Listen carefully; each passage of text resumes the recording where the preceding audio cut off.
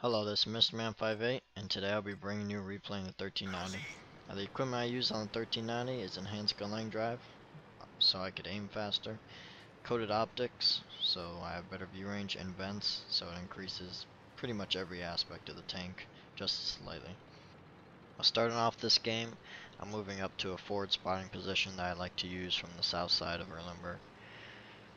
This position allows you to spot enemies crossing over the B line and down towards the 9-0 line, and it's effective in pretty much any tier, and you often spot slow tanks moving down to the 9-0 line.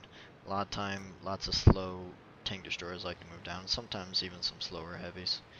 As you can see, I spot the KV-3 here. Now I'm just sitting here waiting to see if anything else is coming this way. Now, faster tanks will beat you here from the other side, and they will get in before you could spot them. Just something you do have to keep in mind, because they might just pop over the ridge like right in front of you there, or off to your right where I was looking.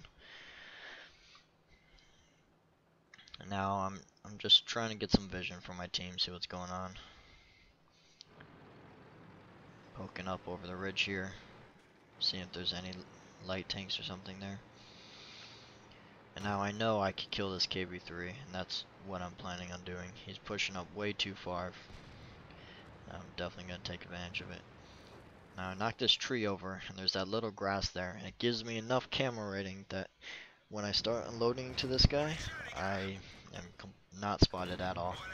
So no one on their team knows where I'm at, and I'm just completely destroying this KV-3. 4 shots was enough to take him out. Now, if he didn't take any damage prior to that, I still would have been able to kill him on average with my 6 shots, because my 6 shots on average in a 1390 do 1440 damage. Now, as you can see here, I only have APCR loaded on this tank. And this is something I only do in my 1390. This is mainly because I don't want to bounce any shots. If I think I could take somebody out with my 6 shots, I want to make sure that I pin every single shot and take them out. It's also because in the late game, when you start running low on ammo, you don't want to have to mix clips. And by that I mean you don't want to have like 2 AP shells and 1 APCR shell and have an enemy that will take 3 shots to kill. Because after you fire your 2 AP shells, you still have to wait another 40 odd seconds to be able to load the APCR shell to finish them off, and it's nothing you want to have to deal with. Here this T-54 really goes full yellow for me. Thankfully my team comes in and helps me out, and having the clip on the 1390, I was able to put a lot of damage onto him really quickly. So now I want to continue what I was planning on doing originally, and that is getting behind all the people on the 1-2 line over here. So now I finally go for a reload. I should have reloaded right after the T-54 got killed. I saved him just in case someone else popped over. And now I'm just going around. I'm going to get in behind him and unload another clip into the enemy, hopefully. Now right here, I poke over too much. I shouldn't have gotten spotted here. It was a bad play by me. I should have just waited till I was loaded completely. Fortunately for me though, none of these guys noticed me, and I was able to just re-stealth here and completely reload.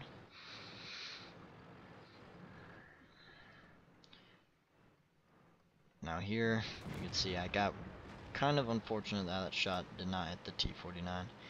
The gun handling on the 1390 is very bad, and you see me aiming for a long time on all the enemy tanks that I fire at. Now I have the T-49 here, start loading into him. Get a really unlucky bounce there, and it might have allowed him to get a shot into me, but thankfully my team comes to my rescue again and they take him out. So that was a good, probably about 700 damage there that I got out between those 2 targets. Go for another reload and go clean up on the other side. T-30 and Centurion over there are getting pushed in by a lot of enemies. When I bring in my fully loaded clip, it pretty much game over on this side. So I'm moving in here. This purging's coming around, and I just finished loading. Now in a 54 lightweight or RU, I would have shot on the move right there, but on 1390 you really do not want to waste any shells. And as you can see, I just stay here, I keep them perma-tracked, and I just put the shells into them. I take 2 shots for doing it, but I make sure I kill them. I still have 2 shells left to put it into these guys. So I start poking out here, getting a nice shot in the T25. Then I wait, see he fired, this guy fired, so I can get another shot into him. That was 6 for 6 there. It was a great clip. That's really what you want to try to do with your autoloaders. You want to just pin all your shells in your clip, and you'll be racking up the damage no matter what you're driving. 1390, Bulldog, Bat Chat, T57. Now here I go in for the ram kill, going downhill.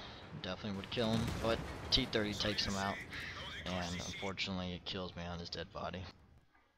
Now for this match, I got a first class mastery badge, did almost 4k damage, got 1200 XP, and despite making over 66,000 credits, I still lost quite a bit.